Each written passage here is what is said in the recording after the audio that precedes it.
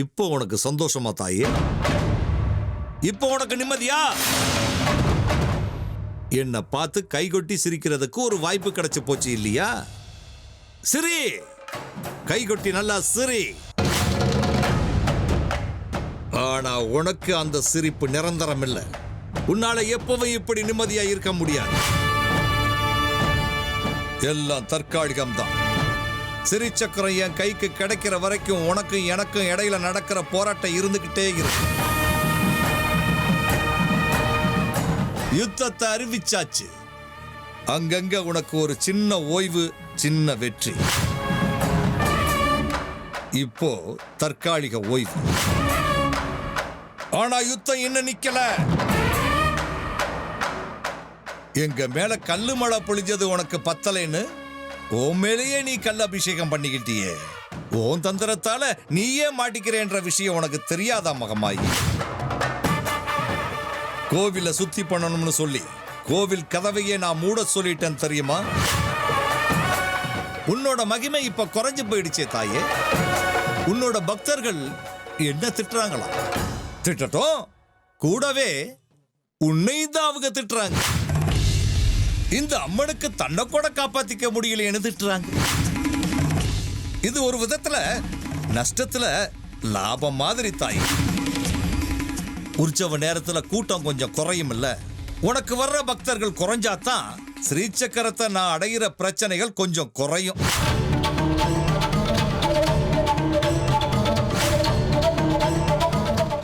ஆடு, என்ன ஆட்டம் போடணுமோ போட்டுக்கோ.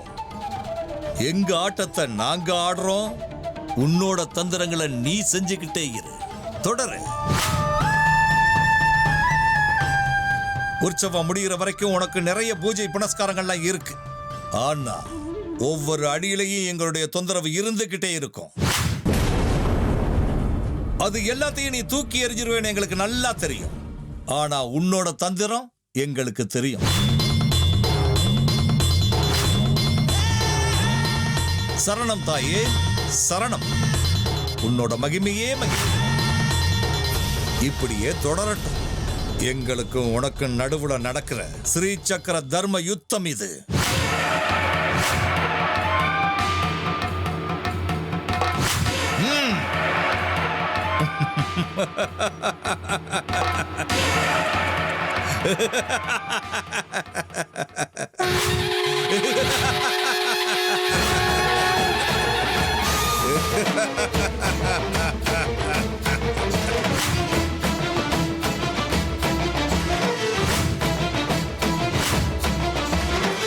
அவளை ஆவாகனம் பண்றேன்.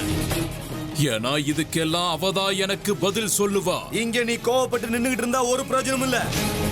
ஏதோ உன்னுடைய தேவதை தாயின்னு சொன்னியே, வா அங்க போய் பார்க்கலாம். முதல்ல இந்த பிரச்சனைக்கு ஒரு தீர்வை கண்டுபிடி. இல்ல அந்த அம்மா எங்க இருக்காங்கன்னு சொல்லு. அவங்கள இங்கேயே வரவழைக்கிறேன். இந்த இன்ஸ்பெக்டர் மாரியப்பன்னா எல்லாரும் பயந்து என் முன்னாடி நடுங்கி நிக்கணும். உன் கண்ணு முன்னாடியே இவ்வளவு மாயாஜாலங்கள் நடந்தும் இன்னும் கூட இவ்வளவு முட்டாள் மாதிரி பேசிக்கிட்டே இருக்கியே. மந்திர தந்திரங்கள் மேல நம்பிக்கை இல்லைன்னு சொல்ற. அப்படிப்பட்ட உன்னையும் நடுங்க வச்சது அந்த மாயாவி. பொண்ண பார்த்த உடனே அவ பின்னாடியே போற உன்னோட பலவீனத்தை அவ நல்லா பயன்படுத்திக்கிட்டா. உன்ன மாதிரி ஒருத்தனை யார் வேணும்னாலும் சுலபமா ஏமாத்திடலாம். இப்படி நமக்குள்ள நாம சண்டை போட்டுக்கிறதுல எந்த பிரயோஜனமும் இல்ல. அந்த பைரவே நமக்கு உதவுறேன்னு வந்தா அவனாலேயும் எந்த பிரயோஜனமும் இல்ல. இனிமே நம்ம விஷயத்தை நாம தான் பாத்துக்கணும். முதல்ல அதுக்கான விஷயத்தை சொல்லு. இது எல்லாத்துக்கும் ஒரே ஒரு வழிதான் இருக்கு. என்னுடைய தாய் கிட்ட நாம போகணும். நாம நம்ம கையால கட்டின கல்லு கோட்டை எப்படி நம்ம தலைமையிலேயே கல்லு மழையா பொழிஞ்சதுங்கிற விஷயத்தை அவ நமக்கு தெளிவா சொல்லுவா.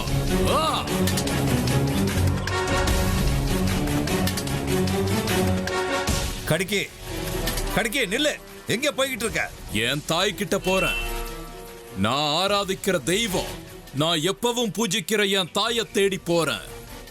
அவதான் இதுக்கெல்லாம் பரிகாரம் சொல்ல போறா. என்னைக்கும் என்ன அவ கைவிட்டது கிடையாது. இன்னைக்கும் அவ என்ன கைவிட மாட்டா. அந்த மகமாயா நானான்னு ஒரு கை பாத்துடுறேன். கடிக்கே நில்லு கடிக்கே.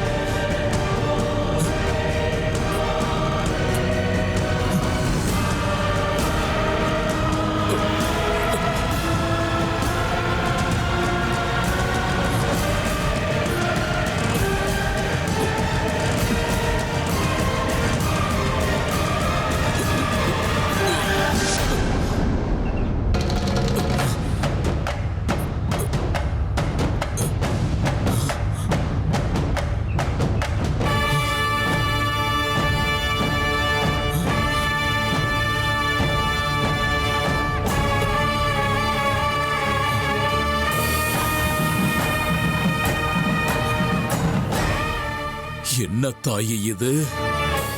நான் இங்க உன்னோட உதவிய தேடி ஓடி வந்தேன். ஆனா நீ இப்படி மூழ்கி கிடக்கறியே, உன்னோட சக்திகளும் பராக்கிரமங்களும் மகிமைகளும் எங்கம்மா? உன்னையும் மூழ்கடிச்சிட்டாளா? அந்த மகமாயி ஆடுற ஆட்டத்துக்கெல்லாம் நாம பலியாய்கிட்டே இருக்கணுமா? எனக்கு பதில் சொல்லு தாயே. உன் மகன் கேக்குறேன், எனக்கு பதில் சொல்லு. ஏய் மகமாயி, உன்னை நான் விட மாட்டேன். இனி யாரும் உன்னை தொடக்கூடாது. யாரும் உனக்கு பூஜைகள் செய்யக்கூடாது. யார் வாயிலையும் உன் பேரு வரக்கூடாது. அந்த மாதிரி பண்றேன் பாரு.